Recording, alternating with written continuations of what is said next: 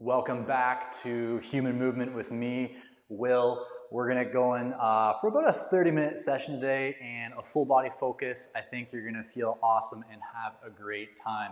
You do need some kind of stick, broomstick, PVC pipe, whatever for one of our shoulder movements today. Let's begin now. So let's do some prep movement. Just get the wheels going here if you've been sitting most of the day or maybe you're just waking up or cooling down. Put your hands behind your head. We're gonna start with some prisoner squats. So really trying to feel that your feet are flat on the floor. You're gonna squat as low or as not low, as high as you want to, up and down a couple times. Now, so for some of you, this won't be terribly difficult, but for others, that stimulus of having the hands behind the head is gonna help you enforce keeping the chest tall, okay, the gaze upwards, and fighting a tendency that some of us have to kind of drop down in a squat like that, okay? So doing about one or two more. If you want to go a little bit lower, starting to warm up more and more, you are definitely okay to do that. Last one, nice. Okay, next up, excuse me, one of my favorites, shoulder screw. We're gonna put hands up to the sides, turn one palm down, and then continue to turn that palm backwards behind you. And if you want to, turn the palm to the ceiling. Unwind all that tension, other side, palm turns down, turns backwards. If you want to, turns inwards and up to the ceiling. And I want you just to alternate a couple more easy, gentle reps. Nothing harsh on the shoulder. Maybe you stop here, maybe you stop here, maybe you join me going all the way in, okay? Should feel good, shouldn't be uncomfortable or pinching on the shoulder at all. And let's do one more.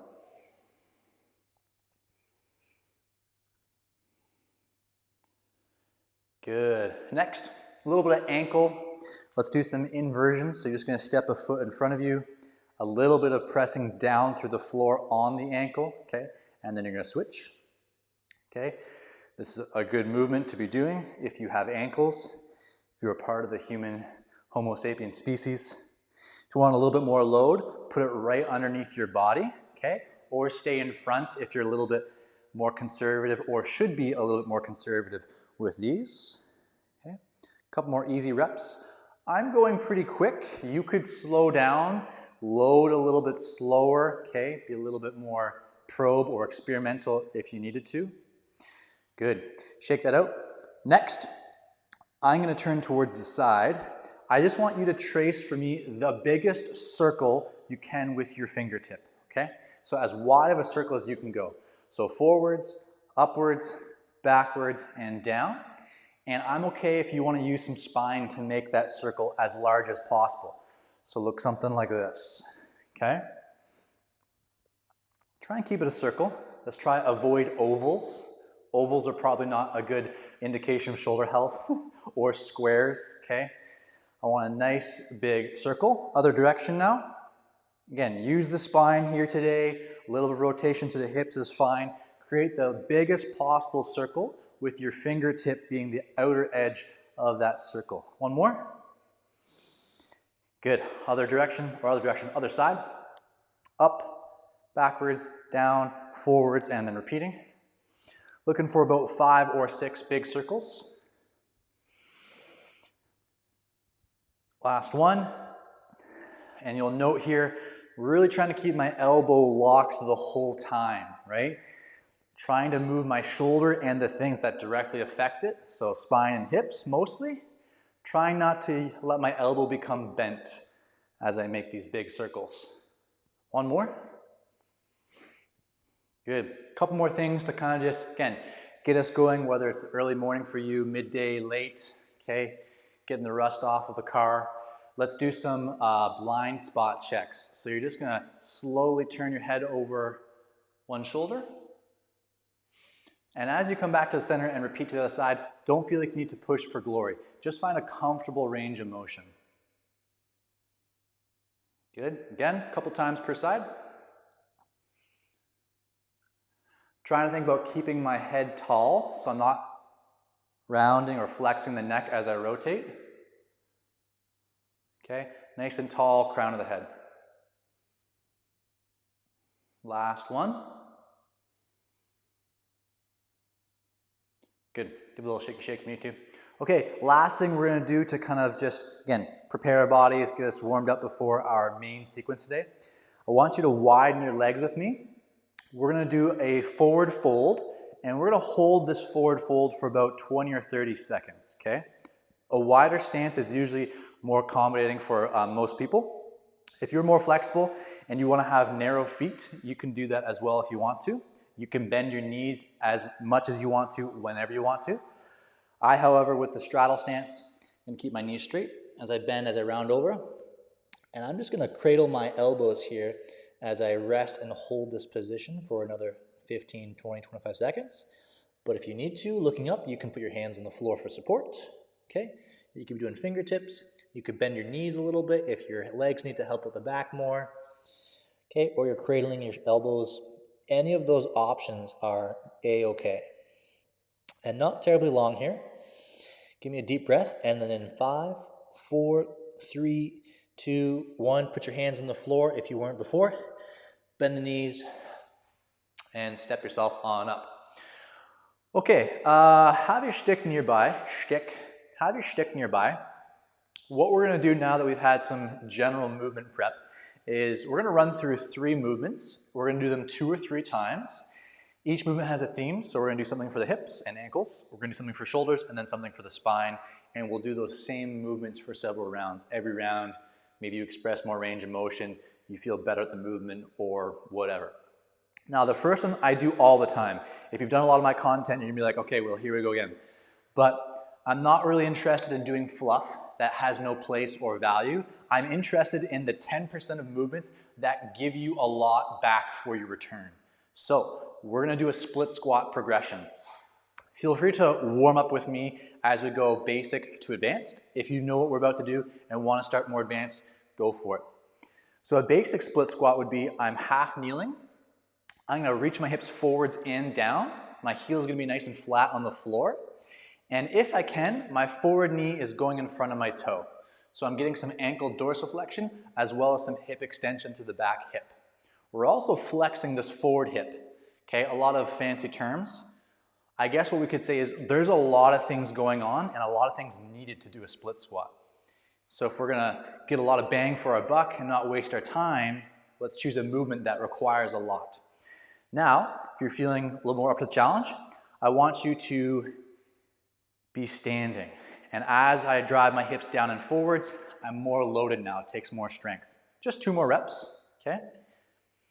If I wanted more load, I'm gonna increase the distance between my legs even more to increase that demand on the back hip, ankle extension, okay? And the ankle mobility of the forward leg as well. Good. Other side. I'm gonna go right into more advanced, but if the half kneeling option is better for you, of course, stick with an easier option. So I'm gonna shoot hips forwards and down. The front heel, I like to be flat for most people, but it can lift if you're more advanced, okay? So it could look like this, okay? But as we can see, that requires a lot more flexibility and strength, so you have to use your discernment if that's a good idea for you or not. Let's do 2 more. If kneeling's too easy, but what I'm showing is too hard, you could do more of a vertical split squat. Okay, shake all that out.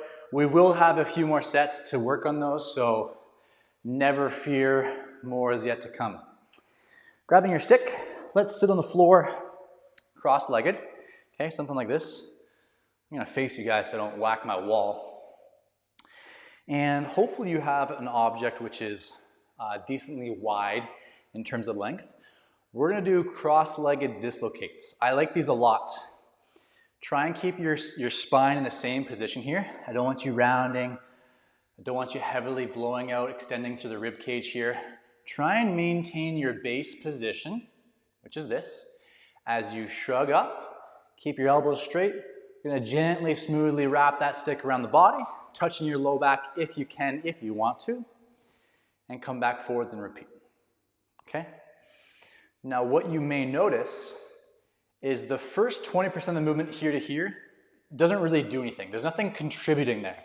So if you want to, just come above your eyes a little bit and then go into your next rep. Okay? Save that first 20% where we don't really need to do it. Okay, 1 or 2 more. We will have a few more sets of these. Elbows are straight as best possible. Grip is wrapped around your PVC pipe, broomstick, golf club, whatever. Nice. So that's really hard for you. Next set, feel free to stand on your feet while you do your dislocate. Okay, we're gonna do regular cat-cow next, and then each set we're gonna change the type of cat-cow that we do. I think everyone and their grandmother knows cat-cow by now, I hope. Hands underneath your wrists. Sorry, wrists underneath your shoulders. There we go, that's better. Knees underneath your hips. Let's tuck the chin to the chest. Let's tuck the tailbone. Try and think about bringing your collarbone closer to your hips, if that's helpful, and closing and rounding the spine here.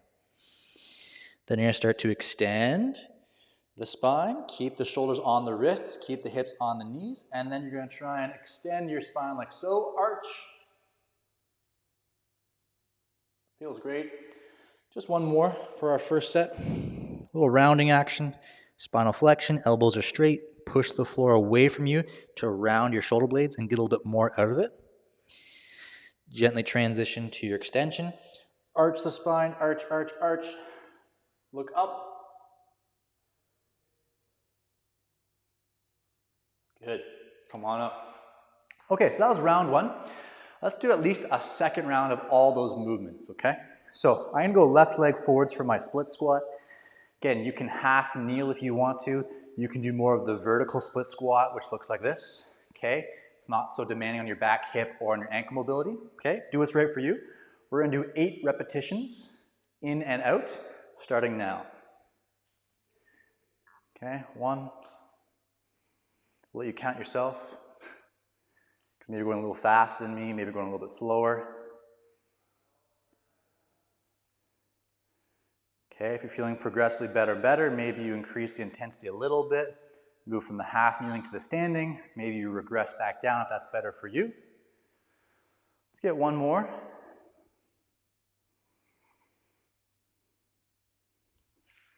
Okay, good, well said. Now, top-notch cue if you're a little more flexible. Try and think about trying to get as much hamstring on your calf as possible with your forward leg. I'll show you what that means. So again, this is a higher up cue. I'm trying to get as much contact through my hamstring on my calf as I can, and that's going to require way more knee flexion, okay, ankle range of motion, but can also just be a good way to visualize what I'm trying to get in the basement of this split squat. Trying to make contact with hamstring and calf musculature. Now if you've got massive calves because you do a lot of bodybuilding, that'll probably be easier because your calves are so massive. One more. Maybe you got massive hamstrings. Good. Okay, we're gonna go to round 2 of our cross-legged dislocate. Again, you can do this standing if you want to. It's a little bit easier. You could even do it sitting on on a chair or a bench. Your feet are on the floor, how you'd normally sit, type it on the computer. That'd be fine too. Excuse me. Round 2, I'm gonna put my hand as far down this side of the stick as possible. And that way I have like my measurement hand. So that if I did my first set all the way along, this time I'm gonna go 2 inches in. So that as I go into my first dislocate and as you join me, just asking a little bit more out of the upper body in terms of expression of range of motion.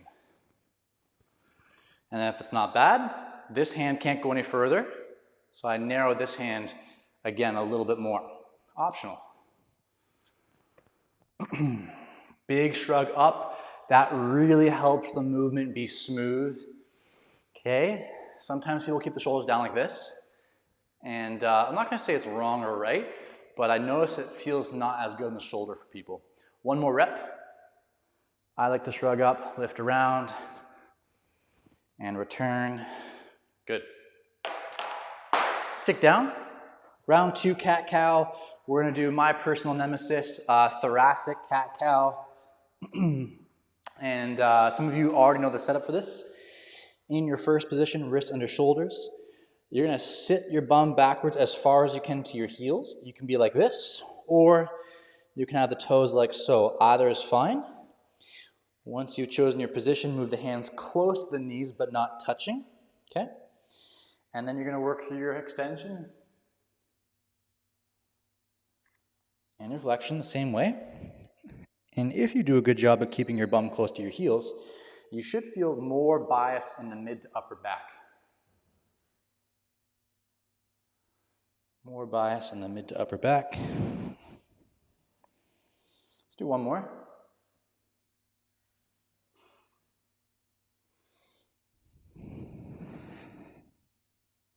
Good.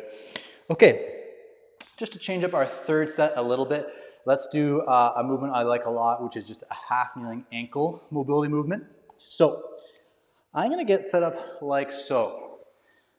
Kind of in the same position I was at there for that thoracic cat-cow. And then with my other side, my foot is flat, and I'm gonna use my chest, I could use my arm, whatever I want to load my leg and attempt to push my knee forwards and down. This knee forwards and down. To create a stretch through the back of my calf here, okay? Achilles, ankle.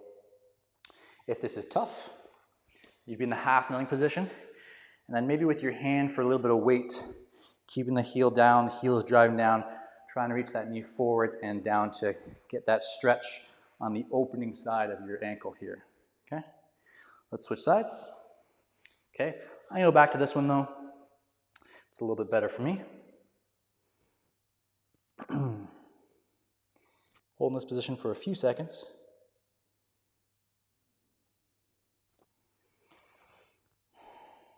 Three, two, one. Okay, cross-legged. Last time we're gonna hit up our dislocates. I'm gonna do something a little bit more, I'm not gonna say advanced, but probably a little bit harder. Maybe do this next drill with me if you have done quite a bit of dislocates in the past. If you're not sure, if you're like, oh, what's this guy gonna do? Just do what we previously did for another 6 to 8 reps, okay? Otherwise, with me, set that stick overhead and just move backwards 2 to 4 inches or 10. Reset, and I want you to grease that particular range of motion a few times. Okay? As best you can perceive, you're doing the same range of motion, and if it feels not bad, make it a little tougher, right? Narrow the grip on the stick. Now, you are otherwise doing the regular reps we did on previous sets. If you're following me, now I want you to work on a new range of motion. So I'm starting further in my dislocate backwards like so, and I'm working to a new bottom range. Just one more. If you've done enough dislocates, you can stop now. If you're doing this with me, now we're gonna start all the way down here, and we're gonna tap our backs, pull back up to here, and repeat. Just 3 more times. Last one. And done.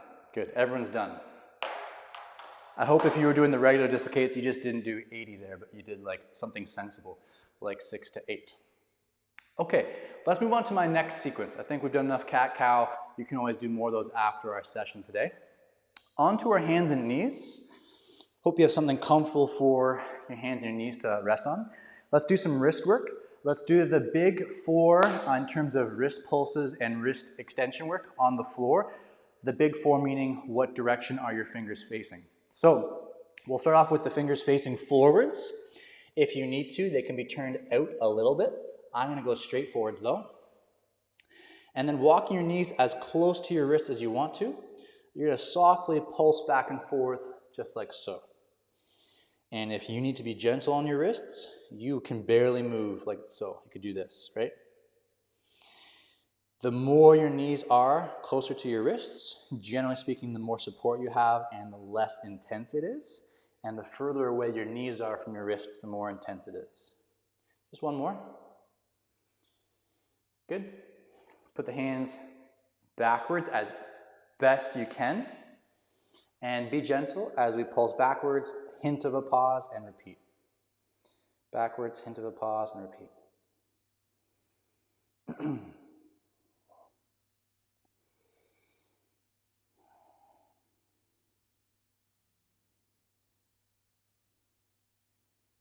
Good.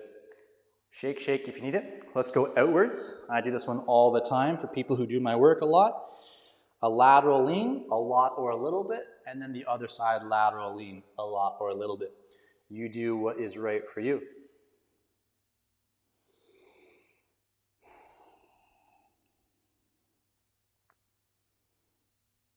Good. And now last one. We're going to do the opposite. Hands turn inwards. Fingers face one another as best you can. If they're a little bit more like that, that's okay. Okay. And then for this one, you can just hold the position stationary, or if you can, a gentle rock side to side, just like the previous one. Okay. Definitely doing something that is comfortable for you. Okay. Not too out of your realm of ability or, yeah, again, don't be too uncomfortable here. Stay within something that is doable for you, so we're not just harping on your wrists and they're a little bit uncomfortable later. Give those a nice big shake. Okay, take a seat on your butt. Next one we like to see from me, I do it every now and then. You're gonna grab your hamstring, okay, really grabbing your thigh, but grabbing your leg, whatever you wanna say. And let's start with your knee down, okay? So it's just a little bit off the floor. Extend that knee maximally, and then relax it. Tap the floor with your heel. Repeat. Now, if you can terminally extend your knee, and you're not having too many problems, set your knee higher.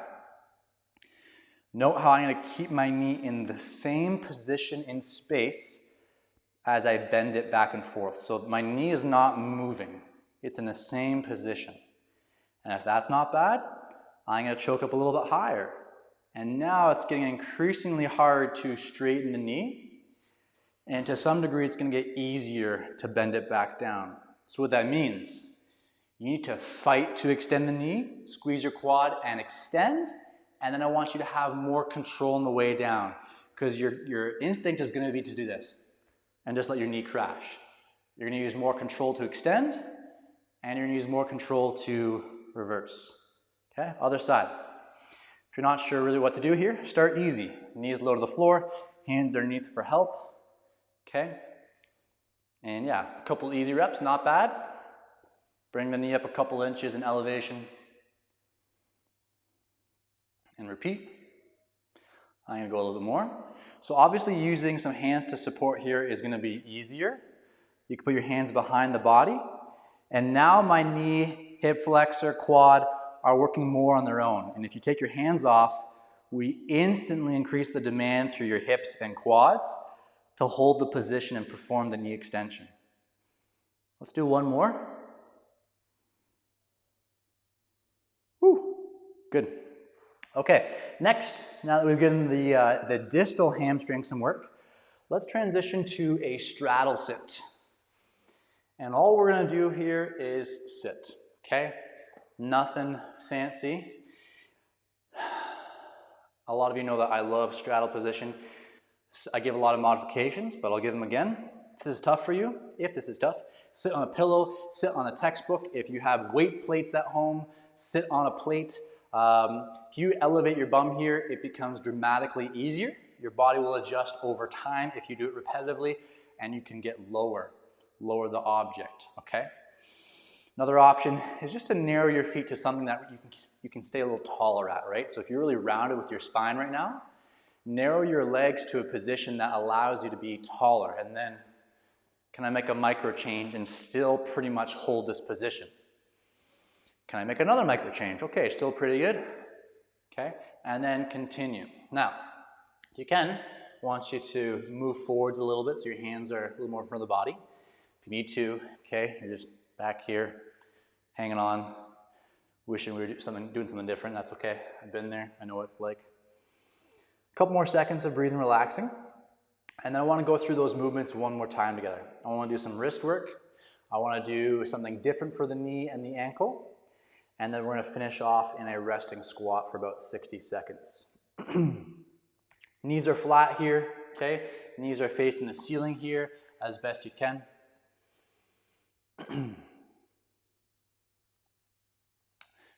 Good, good. So back to our hands and knees. For this round, we're going to think about trying to get fingertip on the floor first, slowly getting to knuckle, slowly getting to first knuckle to the heel of the hand. Okay, it's going to look like this.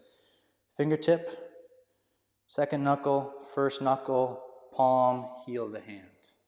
Other side, knuckle, second knuckle, first knuckle, palm, heel to hand. Just a couple reps back and forth like so. We call this wrist kneading. A lot of times I change the direction, but for today, let's just stick with your fingers facing outwards. Yeah, and allow yourself to feel that progressive stretch through the tissues of your fingers first, to the palm, and then hitting the wrists a little bit after that. Feeling that layering of that stretch as you go through those different loading of your joints.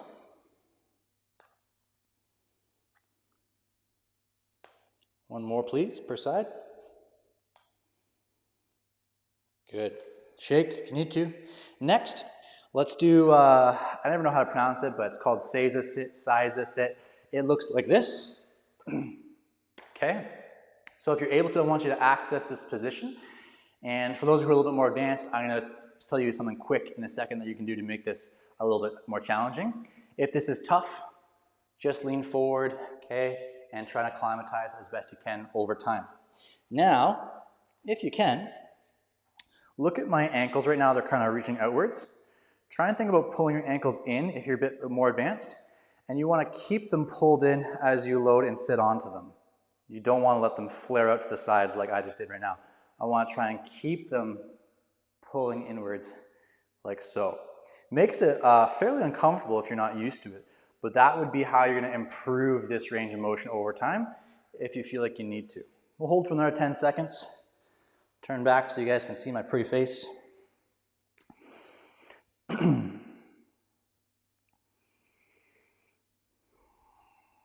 Good, nice deep breath. Okay, as we transition to squat, however you need to get there, if you need to stand up first, if you need to use your hands, but if you're able to, okay, I want you to try and use as minimal to no help as you can. So what does that mean? That means if you need help, stand up, put your hands on the floor, absolutely. But if you don't, challenge yourself and get in that position just like I showed you with some active strength and control. We're finishing off here in our squat now for about 60 seconds, which is about halfway there. Hope you're feeling great from today's session. I am. Feels good. Try and relax the mind here. Again, if you're just waking up, cooling off, finishing off your day, this is a break during your day.